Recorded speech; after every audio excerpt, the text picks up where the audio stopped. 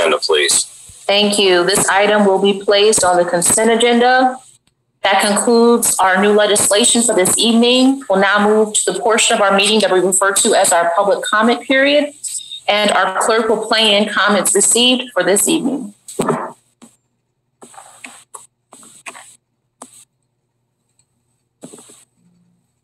Hello, Council and Mayor Horgan.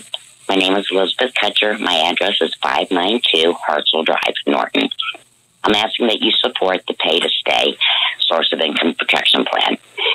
Pass legislation to control the rent cap, enact a moratorium to put vacant land and abandoned properties into community-controlled land trust, and that you please end the tax abatement.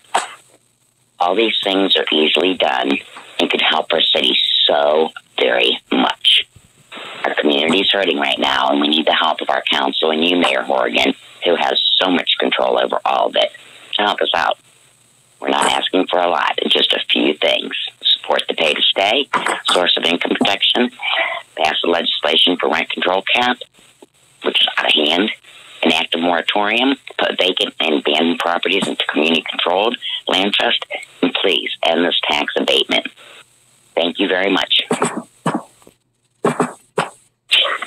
Good afternoon, Dave Dakovic, 604 Stephens, Akron, Ohio, 44312. I'm calling in reference to the ordinances that are going on the ballot for vote regarding landlords and tenants. The first one is Pay to Stay. I don't no idea who thought of this one, but it's certainly not a good action for landlords. The tenants also have, through the Summit County now, an eviction that can be expunged for 2 years or better. So landlords cannot find out if a prospective tenant has been evicted. Also, the source of income as protected class. Regarding the voucher programs, I would appreciate it as all members of City Council would go through this voucher program step by step to find out what a lengthy process this is, and to find out afterwards that the tenant does not qualify. I have been an advocate of the voucher program for over 30 years and currently have a tenant on that situation. By the way, landlords do matter too. Thank you for your consideration.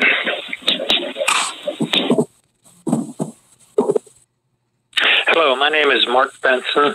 I live at 385 Keith Avenue, Akron, Ohio, 44313. I'm calling just to tell you that I support passage of the George Floyd Policing Act and hope that our city will put that into effect. Thank you. This is Jodi Grassgreen, 699 Weber Avenue, Akron. I recently watched a couple of committee and council meetings, and it reinforced what I knew about grassroots and local politics and the importance of work at the local level for citizens, elected and appointed officials. We all have so very much to offer, and if we work together, can be a great force for change. It's clear that our issues of environmental degradation, clean air and water, access to green space, social justice, and historical ills, access to safe housing are all enmeshed and related. That we may be more effective by approaching our tragic income disparities and infant mortality rates and all of the above, not as separate and unrelated subjects assigned to different committees, but falling under a united mission statement. That way, whatever action is taken on any of these issues, the decision would have to support that statement or goal and raise everyone's boat. There must be a way to address evictions and provide safe, affordable housing and protect small business owners. Support the national policing reforms that protect citizens and respect law enforcement. Recognize that protecting the environment is not a white middle-class luxury, but a fundamental issue of immediate importance to all of us, especially to the next generations. Sometimes we hear without listening, though our intentions are good. All these issues seem like they only affect some people when in fact we all are diminished when some are denied access to basic needs. We all are brought down if we do not actively work to build up. Your work is difficult. We all must challenge ourselves and ask the hard questions even when made uncomfortable. Creative, new, and innovative thinking, doing things differently, is sometimes uncomfortable. My hope is that people of goodwill will and can come together. That would seem how we will elevate Akron. Thank you for your time.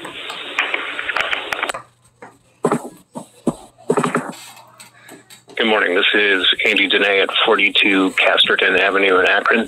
I wanted to call and provide comment not just about the disturbing gunshots that happened on Saturday, but also just generally speaking, the behavior and let's call it backlash from having bars adjacent to our homes on Casterton and Highland Square.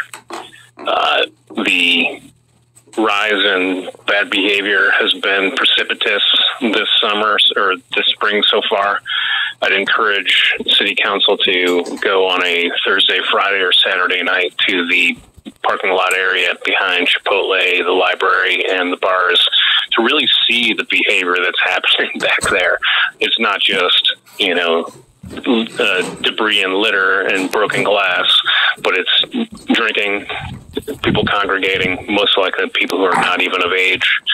I recently was walking my dog around 9:30 at night on a Saturday, saw people coming from the bar who were visibly intoxicated. They got into their car with the intent to drive. I went up to them and asked them in a polite manner not to drive and even offered to pay for an Uber myself. So, adding surveillance and video cameras is not enough. Allowing people to congregate, get intoxicated, and just, demonstrate bad behavior is what's happening.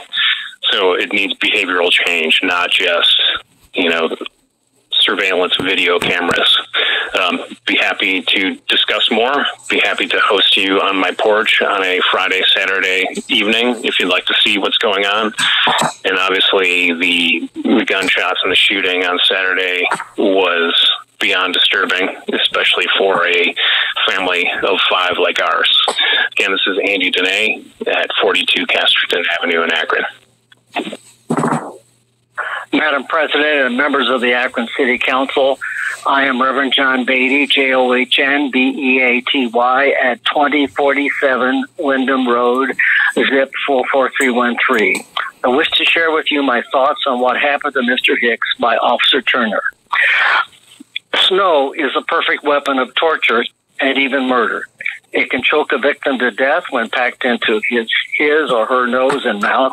It leaves no cuts or bruises to the skin. It leaves no holes in the body. And when it does, it's psychological and physical damage. It melts and leaves no trace. What I saw in the picture on the front page of the Akron Beacon Journal more than a month ago was a white hand holding the face of a helpless black man whose eyes were closed in what I would describe as extreme distress, face down in the snow. Why it took the Akron Police Department so long to reveal what Officer Turnure did to Mr. Hicks, I contend was not an aberration, but standard procedure to avoid accountability for police officers who do bad things to black, brown, and poor Akron citizens who pay their salaries. Mayor Horrigan spoke part of the truth when he pronounced that Officer Turnure disrespected Mr. Hicks. But the full truth is that Officer Turnure terrorized Mr. Hicks by cramming his nose and mouth with snow, cutting off his airway, and forcing him to believe he was going to die. That's not just a disrespect. That is a police officer asserting white supremacy upon a black citizen by torture until Mr. Hicks, a strong black man, was reduced to begging a white officer to not kill him by suffocation. The Akron Federation of Police Union added disrespect and blame to Mr. Hicks when Officer Turner's actions were described as deliberative reasonableness to afford Mr. Hicks a wake-up call to stop resisting. Mr. Hicks was already lying face down in the snow with his hands shackled behind his back. Officer Turner's actions were cruelty in the first degree. If Officer Turner's actions were deliberative reasonableness, then there is no action by any Akron police officer, no matter how cruel, that would be accountable by the Akron Police Department. It is past time for outside accountability. It is time for the city of Akron to lobby the Ohio State Legislature to pass a law for a state board of licensing for law enforcement professionals that will codify minimum standards of police conduct and will hold all law enforcement professionals to those standards. It is also past time to support the George Floyd Justice and Policing Law before the U.S. Senate for approval. In addition, I'm calling on the Akron City to